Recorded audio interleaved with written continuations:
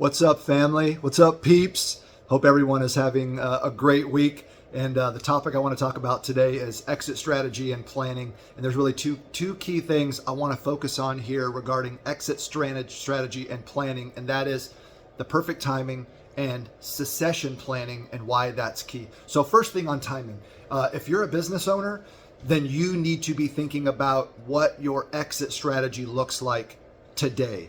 If you don't already have a plan or you don't already have an idea of timing, what your exit could look like, whether you're going to stay in the business, whether you're going to leave completely, it'll be a full exit, or you're going to transition slowly over a period of time. If you haven't thought about that, you need to be thinking about that right now. And I'm going to give you one quick example why.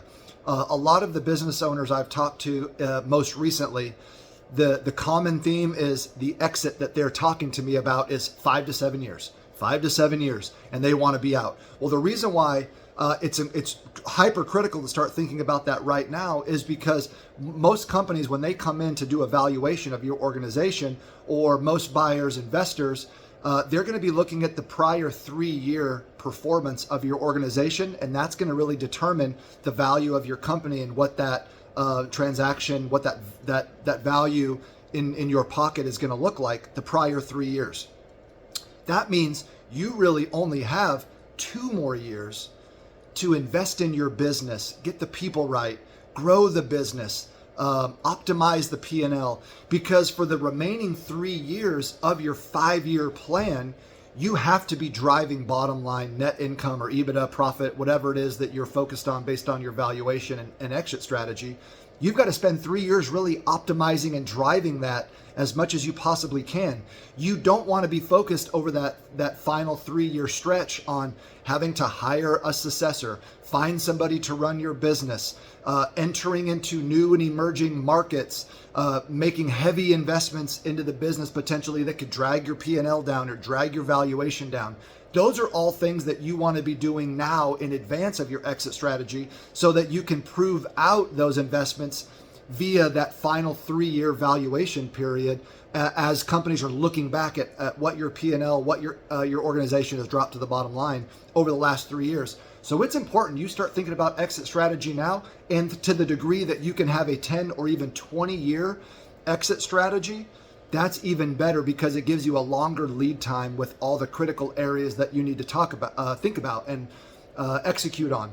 The second thing leads me to this point, which is succession planning. This is ultra key. Succession planning is not something that happens overnight, as all of you watching this know. This takes time to cultivate leaders. But for most business owners, an exit strategy involves the owner exiting the business, whether that's through one transaction and one chunk of money, or it's multiple bites. But the owner basically exits the business, and then the owner has set up a successor, a COO or a future CEO, to take over that company and run the company when the owner makes the exit. But that doesn't happen overnight, and you can't rely on someone who's buying your business to already have those people in place to come in, because that is going to devalue the price that you could be getting for your organization.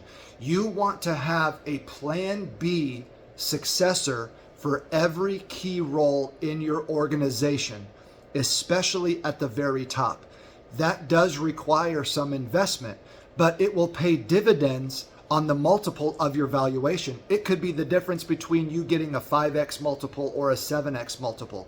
Depending on your industry, it could be the difference between you getting a 12x multiple or a 13 or 14x multiple, because you have the right people in place. The other thing that it does for you is it obviously creates an opportunity for you to enjoy running your business, even as you begin to sunset your organization and sunset your role in the organization. And then the last thing I want to say about this is make sure that you're cross-training, that you're creating environments where people can fail, make mistakes, even as you're cross-training in different departments and all that. But you want to create a fail-safe environment for people to learn and grow in your organization.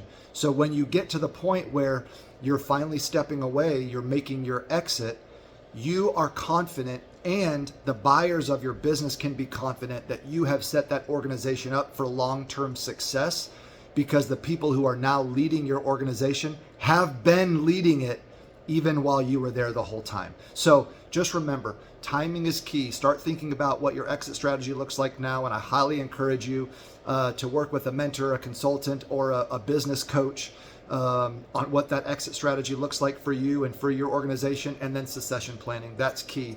You have to start those processes now for a successful exit, and it will only mean more money in your pocket at the end of the day. See you, peeps.